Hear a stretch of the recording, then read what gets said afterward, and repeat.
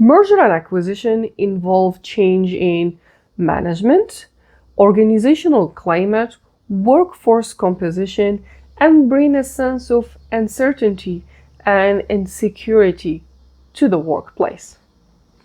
In this video, we are focusing on understanding why employees can feel the way they feel about merger and acquisition, why they are scared of merger and acquisition.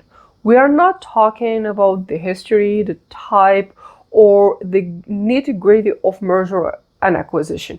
We are only focusing on the emotional impact on employees during merger and acquisition. Merger and acquisitions are recognized to be difficult time in which you can conduct psychological research. Accessing to a commercial organization at such sensitive time is proving to be problematic.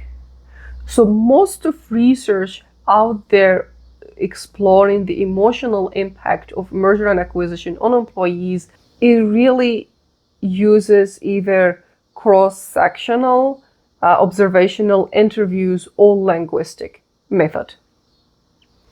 Mergers and acquisitions are events that trigger strong emotions among many employees. And emotions are subjective. Therefore, what matters from a psychological perspective is not the hard fact of whether it's a good thing or a bad thing, or the actual probability of losing your job or any other negative outcome. For most employees, change in management after acquisition might be a great thing, might be the greatest news they ever heard, but for others might be terrible because they like the previous management. Based on existing research, the common emotional reaction to merger or acquisition among employees really has a wide range from anger, anxiety, resentment, hope, motivation, shock, worry, excitement, change of feeling of commitment or emotional attachment to the organization, feeling burned out, feeling betrayal, or just psychologically unsafe, overwhelmed, overloaded, and other largely negative emotions. In order to understand the consequence of emotions experienced by employees during merger or acquisition, we need to understand what emotions do. Some emotions activate the metabolic dopamine pathway, which is associated with positive feeling, such as being rewarded. In contrast, negative emotions activate an area of the brain associated with pain.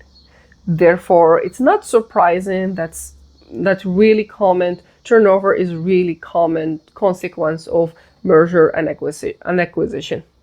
Negative emotions are associated with counterproductive workplace behavior, and uncertainty caused by merger and acquisition can prompt an uncollaborative work behavior, interpersonal conflict with other co-workers, and low job satisfaction, making employees plan to leave the organization.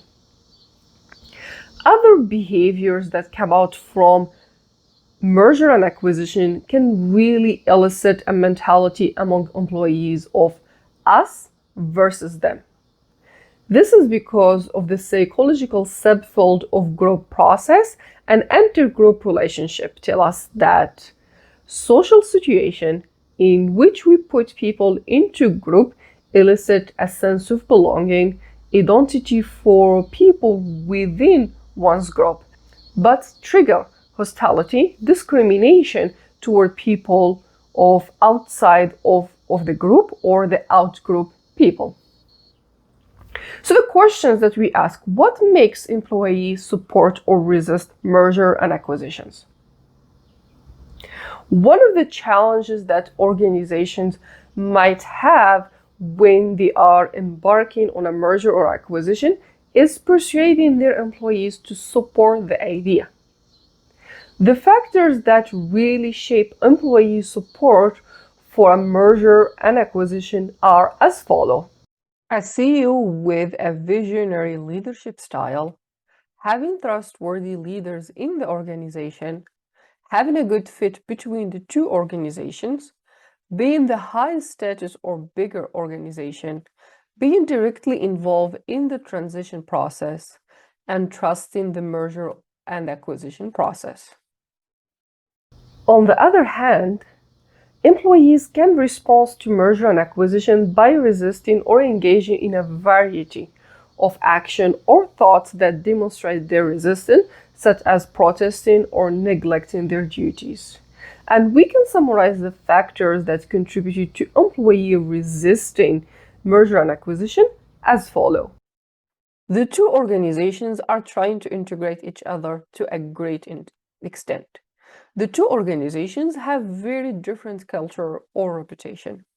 Employees are not kept well informed about the merger or acquisition, not seeing learning between the two organizations as necessary, just being a manager, not feeling a sense of belonging within the new organization, holding persistent stereotype about the two organizations, and feeling that merger or acquisition will undermine the organization history. Having an industrial organizational psychologist or psychology consultant as part of merger and acquisition teams is really important, especially if the merger or acquisition involve clash of culture. This type of merger and acquisition are more likely to fail. The cultural clash can be understood by considering factors that increase interpersonal conflict or misunderstanding among employees. Culture can be defined in terms of objective values and behaviors that are considered normal in a particular country, industry, or organization. Defining culture in organizational psychology requires an understanding of practice, generally speaking, business procedures, language, the nonverbal behavior, artifact, simple as the office decor, and branding, the imagery of the organization in advertising. Symbolism, which are the developed values within that organization, and so on. The nonverbal language is one of the most important determinants of how well employees interact and communicate with each other. Yet it's a topic that is almost non-existent in research about merger and acquisition.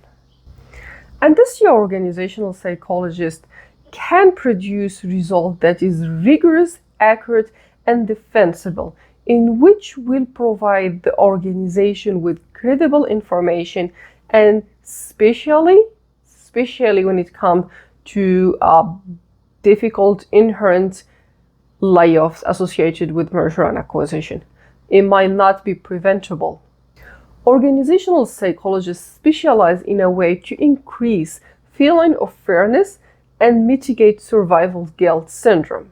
They do this by helping people understand the process that was involved and used to implement those layoffs.